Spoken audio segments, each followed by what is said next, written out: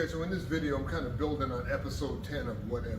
And one of the things I was talking about in that episode is the mindset and the difference between sport fighting versus self-defense. And again, a lot of people, they get all crazy about this because let's face it, when you're a sport fighter, you put a lot of effort, a lot of time into learning those skills. And yeah, you do develop some good skill, you do develop some good body movement. And then of course, people in the self-defense world say, well, I'll do this if you do that, and vis-a-vis. And really what it comes down to is it's just human movement.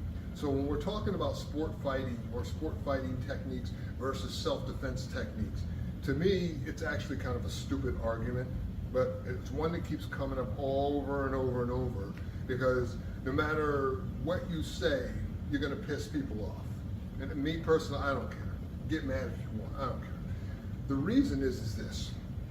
You look at sport fighting, for example. So if I'm fighting with my paisan here and we're boxing, getting punched in the face still hurts. I don't care if you're a karate expert. I don't care if you're a boxer. You're getting hit in the face, sucks, especially by a person who actually knows how to do it. So it's not that there aren't sport fighting techniques that don't work.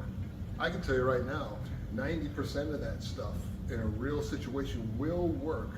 But what's missing is the mindset of doing something that's simpler and more obvious. The reason why in sport fighting you're not allowed to do certain things is because they're just inherently dangerous, and to be honest, they take very little, if any, skill to really make work. For anyone who's got kids, you know what I'm talking about. You're playing with your kids when they're little, they'll poke you in the eye, and it's not like they sat there and practiced eye strikes or eye gouges. It's just that it's a very natural thing for them to do, and they don't mean anything by it, but it doesn't make your eye feel any better. So it's really kind of like a stupid argument. So when you say this to sport fighters, well, I'll do this, where the sport fighters will say, well, I can do that too. Yeah, you can do that. Here is the difference though, and I'm going to talk about reality-based fighters of, some of the stuff I see they do that is just, in my opinion, they're off base as well. And that is, yes, you can do that as a sport fighter. Yes, you can do eye strikes. Yes, you can do throat strikes. Yes, you can do all of these things. Of course you can. It's not like you don't have the physical ability to do it, that's for sure. But you got to train your mind to do it. And you got to practice doing that. I was having a conversation with someone recently, and one of the things I was telling somebody, I said, it's crazy how even in the military, how you'll find people who are squeamish about the idea of ripping somebody's eyeball out or gouging somebody's eyeball. It's crazy.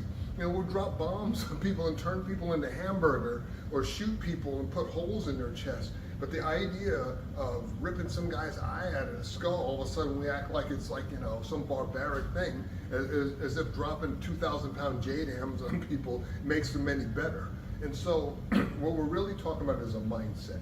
And the key is, and this is why in Warrior Flow, shameless plug, why we teach the ruthless intention training, because you have to train yourself and then practice those skills so that you have the moral will and the wherewithal to pull it off if you have to pull it off. When I see guys, for example, doing arm locks like in jiu-jitsu, most people do this kind of stuff because they want to control people.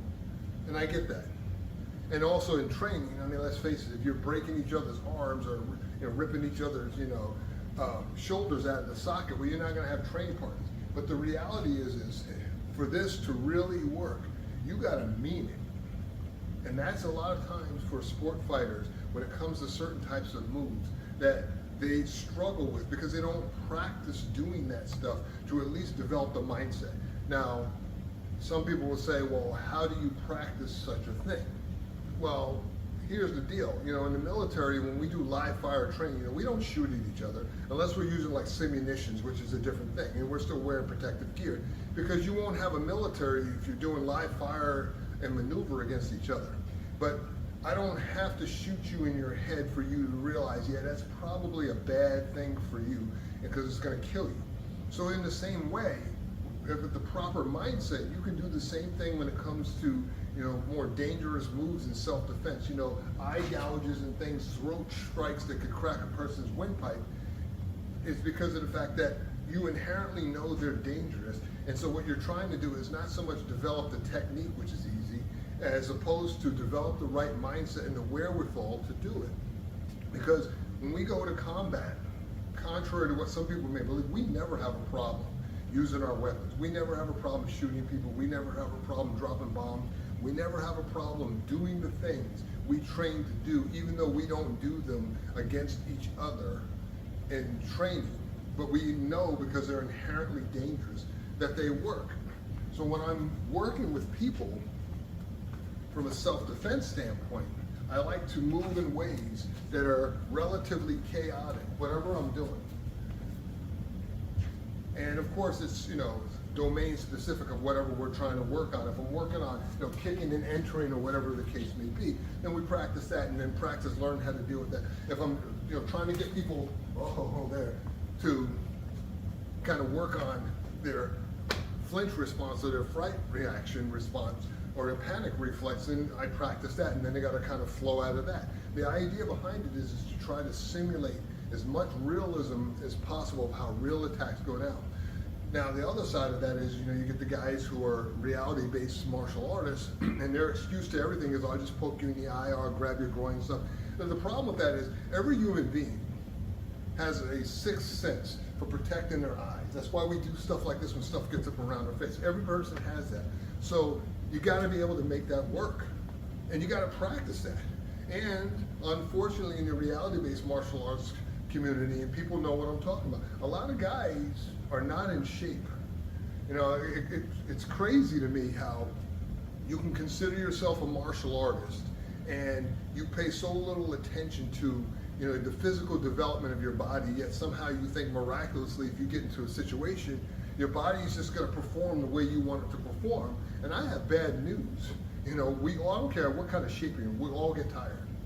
There's always somebody stronger or faster or a combination of all three above, and so, you have to, practice, but you also have to kind of develop yourself so that when you're throwing punches for the 20, 30 seconds, you may have to start swinging on people, whatever it is, that you're not going to fall over like you're going to have a heart attack because you haven't moved like that in so long. So that's the other thing too that I see. Reality-based martial arts guys, when they see a sport fighter, say, well, I'll just hit him in the throat. Good luck with that. Because a guy who moves very well, that is not going to be an easy thing. I have plenty of friends over the years who were sport fighters. And yeah, you know what? I could hit them in the throat if they stand there and let me do it. But if they're moving, that's not going to be an easy thing. Plus, they're swinging too. And you don't want to get clipped on the side of the head by some guy who's a boxer. Like I said, I had a client one time, and I've told the story before, and he used to kind of be a pro-level boxer. He punched me in the chest one time, and then he said to me, I noticed when I work with you, it's like I can never really hit you. I said, yeah, because last time you hit me in the chest, I couldn't do push-ups for like a week. A guy like that hits you in the face, I don't care who you are, you're going to know it. So the reason for this video is just to kind of clear the air, but to start getting people to think, if you're going to do sport fighting, that's great. Nothing wrong with that. I still watch UFC. I watch all that stuff. I watched the NCAA championships in wrestling. I freaking loved it. But I also know, and I also look at videos of people doing, self-defense, reality-based stuff, because you can always learn stuff from other people. But more importantly, as a self-defense person, I focus on what are the things that I would have to do or the average person would have to do if they find themselves in a real situation. One of the good things about YouTube is that you get to see real fights, real attacks, even, real dangerous situations go down, where you get to see how people really respond. Because if you're in the self-defense arena, that's really the reality you should be training toward. If you're a sport fighter, but you want to also develop self-defense skills, you need to be looking at that stuff, because that's the reality as far as the self-defense aspect of any techniques you're going to, or skills you're going to develop, that you need to be trained towards. So hopefully this kind of enlightens people a little more on this kind of stuff.